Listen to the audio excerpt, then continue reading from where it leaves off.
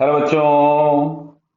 यहां लिखा है rain driven by the wind. Rain driven by the wind का मतलब समझिए, जैसे कभी क्या होता है, बिल्कुल हवा रुकी हुई है तो बारिश एकदम वर्टिकल डाउनवर्ड होती है, लेकिन अगर हवा चल रही होती है तो बारिश थोड़ी सी टेढ़ी होती है। क्लियर?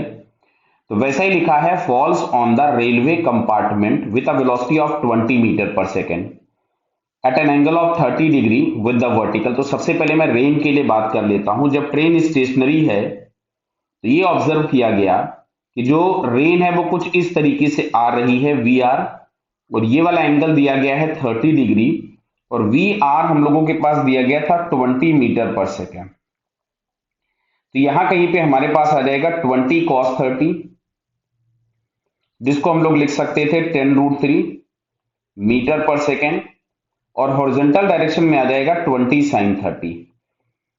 तो 20 sin 30 जिसको हम लोग लिख सकते हैं 10 मीटर पर सेकेंड। क्लियर बेटा? sin 30 की वैल्यू हाफ होती है।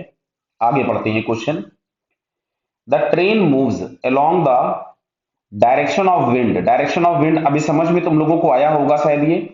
ये वाला जो कंपोनेंट आ रहा है रेन में, ये ड्यू टू विंड आ रहा है, मतलब विंड जो है वो इस डायरेक्शन में चल रही होगी कुछ। क्लियर है क्या? ये विंड का डायरेक्शन होगा। बराबर। चलिए, क्या लिखा है? The train moves along the direction of wind at a speed of 108 kilometre per hour. Determine the apparent velocity of the rain as person sitting in the train. तो सुनो, सबसे पहले तो मैं ट्रेन की वेलोसिटी को मीटर पर सेकेंड में convert कर लूं। It is 108 into 5/18। तो ये हमारे पास हो गया 30 मीटर पर सेकेंड।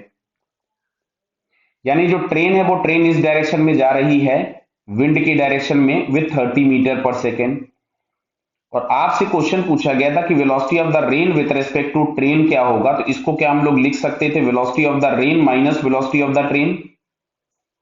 क्लियर है बेटा? यही पूछा है ना आपसे कि determine the apparent velocity of the rain for a person sitting in the train. यानी हम लोग चाहते हैं रेन की वेलोसिटी ट्रेन के रेस्पेक्ट में। तो एक काम करते हैं, पहले दोनों को वेक्टर फॉर्म में लिख लेते हैं।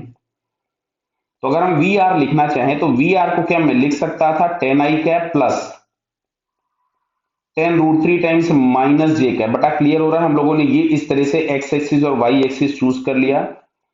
सिमिलरली अगर मैं वेलोसिटी ऑफ द ट्रेन लिखूं तो क्या मैं इसको 30i कैप लिख सकता हूं?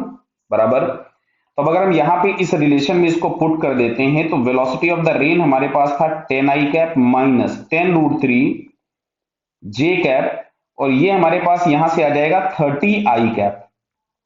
तो इसको अगर हम सॉल्व करेंगे तो मिल रहा है हमको -20i कैप माइनस 10√3 जे कैप। क्लियर है?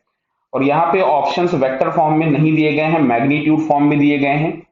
तो अगर मेरे को इसका मॉडुलस फाइंड करना होगा तो 20 का स्क्वायर हो गया 400, और 10√3 का स्क्वायर हो गया 300, तो ये हो जाएगा 700। तो 700 को हम 10√7 मीटर पर सेकेंड, बिकॉज सारी चीजें हम लोगों ने मीटर में कन्वर्ट कर ली थी, तो metre per second that means 10√7 metre per second. ये हमको सेकेंड वाला ऑप्शन दिखता है। यूनिट्स भी बहुत ध्यान से देखना, नहीं मिस कर गए तो -1 मिल जाएगा। क्लियर?